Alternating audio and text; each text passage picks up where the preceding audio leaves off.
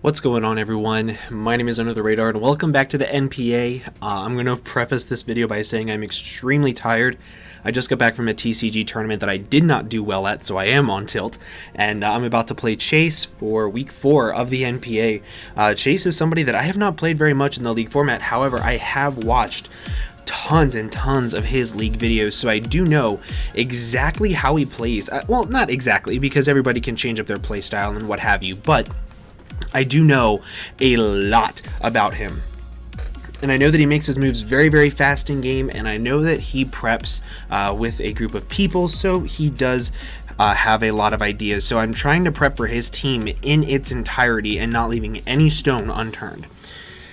So why don't we just go ahead and take a look at his team. He has Celesteela, Gengar, Uxie, Scrafty, Excelgar, Piloswine, Mega Altaria, Araquanid, Hitmonlee, Zebstrika, and Linoone. First off, he is the best Pokemon in the entire game in Linoone, so I've lost the game in that. Also, Linoone is actually a pretty big threat versus my team, so I'm actually kind of sort of expecting it, kind of hoping it comes. That way I can actually play a Linoone for once instead of being the one using it. But on top of that, Celesteela, Mega Altaria, they're two Pokemon that are definitely coming this game. They're just very, very, very, very good versus my team. Altaria could be anything from Dragon Dance to Cotton Guard Dragon Dance to Special mixed with Earthquake. It could do a plethora of things. So definitely expecting that. Definitely expecting Celesteela. It could be offensive. It could be defensive with Leech Seed. It could be anything as well. So very, very scary two mons. I do fully expect Piloswine because my team is a little weak to ice types. So I do expect Piloswine completely. So Celesteela, I think Uxie's going to be there too, just to be like a bulky rocker. I think Gengar has great offensive typing versus me, and it outspeeds the vast majority of my team. So I do really expect that as well. Celesteela, Gengar, Uxie, Piloswine, Mega Altaria, and then the last one's either going to be Linoone or Zebstrika. Zebstrika allows him to switch into my Thundurus T pretty freely, honestly. So very, very, very, very scary team. Everything has its place. Everything can do work versus me, and it's so scary. And Chase has been on a pretty bad streak recently. Like, he hasn't won a game yet, so I really don't want to be his first loss. No offense, Chase, but I really don't want to be his first loss. I spent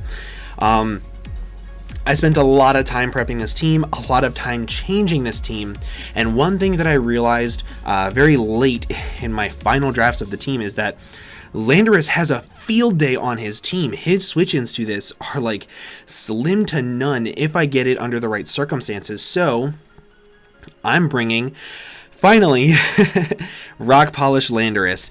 This speed allows me to outspeed Scarfed Zebstrika. It also allows me, with the Adamant Nature, with the Gravity, I can do a whole bunch of damage to Celesteela. Celesteela might be able to think that it can Leech Seed stall me and that it can freely switch in, but Gravity plus Earthquake just completely demolishes that. And if I can get up a Gravity, I can potentially sweep his entire team if he brings Piloswine and if it's a late game. I have Steelium Z to be able to absolutely nuke the Mega Altaria. Mega Altaria is a pretty big threat. It's something that I don't really switch in well to, so me being able to just nuke it is fantastic. Yeah. If I can get up the Rock Polish, and if his team is whittled a little bit, this thing can sweep. I do need Linoone to take 2 hits of Stealth Rocks in order for Earthquake to kill him from that range. Well, I need him to take 2 rounds of Stealth Rocks for Earthquake to kill him if he's max HP Linoone, which I don't think he can be. I think he has to run Jolly Linoone with enough speed to outspeed my Landorus, personally, but I could be wrong. So the way that I want to make this Landorus win is by weakening his team and forcing switches. The best Pokemon on my team that forces switches from him is Mega Heracross. Mega Heracross has a great matchup. It has a fantastic matchup. Also, I just realized that my thing. Yep.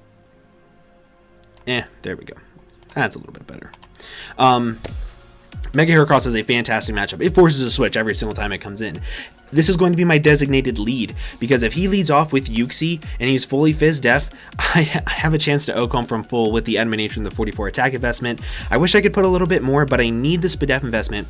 The Spadef investment allows me to take an Air Slash from full from Celesteela, and I can SD up and go for close combat and Oko it. It also allows me to live a Fiery MZ from Zebstrika, so I can go for close combat against that and take that out of the equation and just free up my Thundurus and have that do a whole lot more work. And then Pin Missile is there because it does a lot of work to things like Uxie and Scrafty. But yeah, he does not have good switch-ins to this at all. And the only way that this thing can Oko me with Celesteela is if he is offensive, and if he's offensive, it kind of makes Lando's job a little bit easier unless he has HP Ice, which I don't think he can afford to have HP Ice, but that's a whole nother story. So it just goes down this spiraling... yeah. But Mega Heracross has a fantastic matchup. I love Mega Heracross in this matchup. I think that...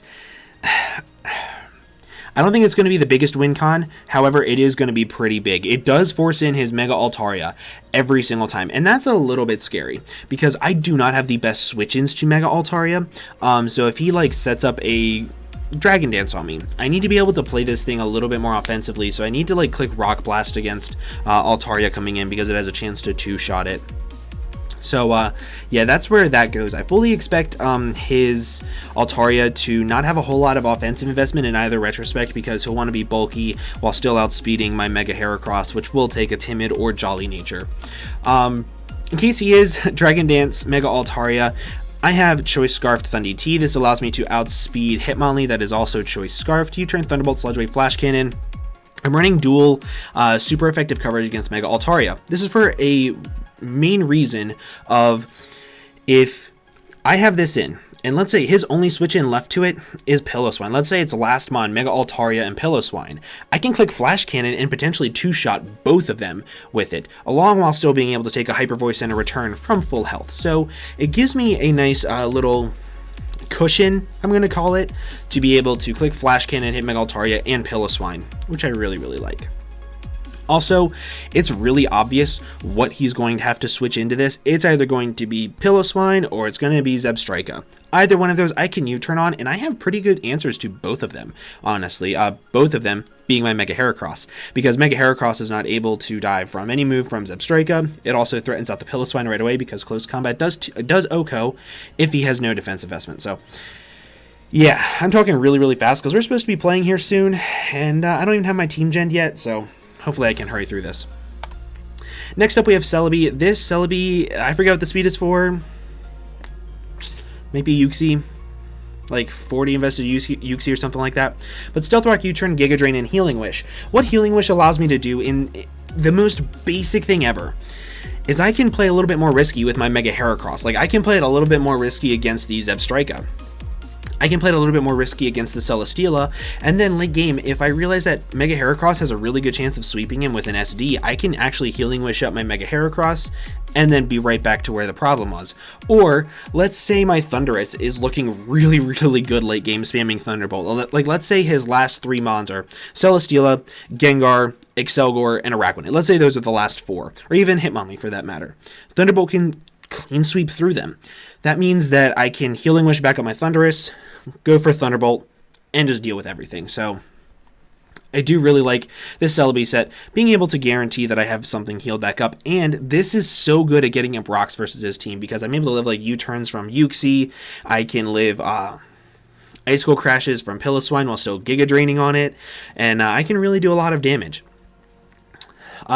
Also, a really big reason why I wanted to go with Lando as the biggest win con is because Spike Stack is a possibility from him. While it is a little bit scary, it's not the most threatening thing in the entire world versus my team, because my 2 main offensive threats being Lando and Thundurus, they don't care about spikes. So if he wants to get up spikes to try to weaken down the rest of these, that's still fine, because as long as I'm able to keep them in the back to be able to clean sweep through his team late game, it is a possibility for me to just not even care about the spike stacking. I do really expect Excelgor, by the way. I saw Excelgor in every single mock. Speaking of Excelgor, my designated switch into Excelgor is this, because I fully expect him to have Final Gambit on it. And if I lead off with my Mega Heracross, he could potentially click Final Gambit turn 1 against my Mega Heracross to try to take it out. If he does that, he won't be able to knock out my Vaporeon. I can actually protect up, gain a little bit of health back. He can't OHKO my Vaporeon after a Final Gambit and a Protect, unless it's with Zebstrika. And even then, I have ways of dealing with Zebstrika. So, this is my main switch into pretty much everything. He does not have a good way of killing it outside of Zebstrika. So, because of that, I'm able to consistently wish up, protect, and then I can click Roar. And if I have rocks up from my Celebi, his team is going to get chipped down very, very quickly. And that's exactly the chip that I need for my Thundurus to sweep him, my Landorus to sweep him, something like that. So, Roar also prevents setup from Celesteela, and Celesteela cannot touch this thing, even with Giga Drain. It prevents setup from like Calm Mind Uxie. It prevents setup from Dragon Dancer, Cotton Guard, Mega Altaria. It prevents, it even prevents setup from Linoon. Linoon cannot set up on me unless it's last Mon Linoon. Speaking of, I don't know if you guys can tell, but right now my team is unbelievably weak to Linoon. And if he sets up a Belly Drum, all he has to do is click E-Speed and return, and he sweeps me. So, because I do not want to be embarrassed by my own mascot, I'm bringing a Alolan Persian with a Cheelon Berry. If you do not know what the Cheelon Berry does, is it takes normal attacks, reduces the damage by 50%. So, what that means is that Linoon can never one-shot this thing from full, even with return. And if he is using return, I outspeed Linoon with my speed investment and click Foul Play and completely one-shot it. If he does not bring Linoon at all, this could be a very good answer to something like Piloswine, because I can knock off its Eviolite. Or if I'm in with this thing, I can click Parting Shot on it and go directly into my Heracross, and then I can start weakening his team from there. So this thing does play two very important roles, whether Linoon comes or not. And that's something that's really, really important that I don't think a lot of teams do whenever they prep for Linoon. They have a designated check, and if that check goes down, or if like Linoon doesn't come, that check is completely useless. So I wanted to make sure that this thing had its uses. I did have Golbat on this team for a long time, because it is a counter to Mega Altaria. It can't do anything to it. Unless it's like really, really slow and clicks EQ as I click Roost, but even then, it can't touch it. The problem is I didn't have the offense that I needed. I didn't have rocks. I didn't have anything that I needed with Golbat. So I did end up going with a little bit more bulky, balanced playstyle with these Pokemon. This does not die to Gengar, by the way, in case you were wondering, because of its Spadef stat and its stupid HP. Does not die to Gengar. So this is going to be my main check to Gengar. And as well as this being able to outspeed Gengar, think it outspeeds Gengar? Yeah, definitely outspeeds Gengar. I can actually click knockoff on it and it does like 80%, and then its Choice Scarf will be gone, and then I can actually use my Thundurus to be able to handle it. So I really like Alolan Persian in this matchup.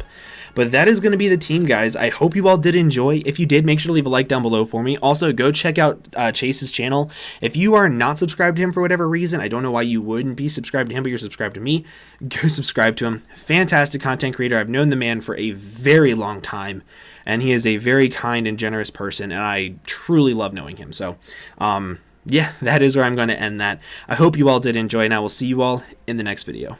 Bye-bye.